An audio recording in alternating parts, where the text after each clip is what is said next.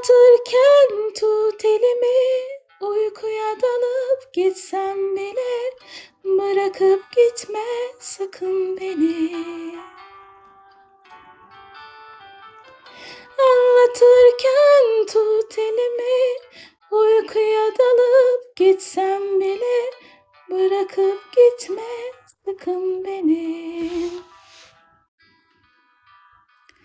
Bana bir masal anlat baba, içinde tüm sevdiklerim, içinde İstanbul olsun.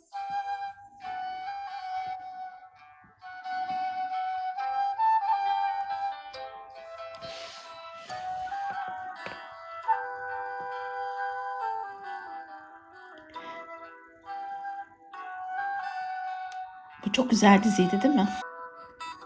Bana bir masal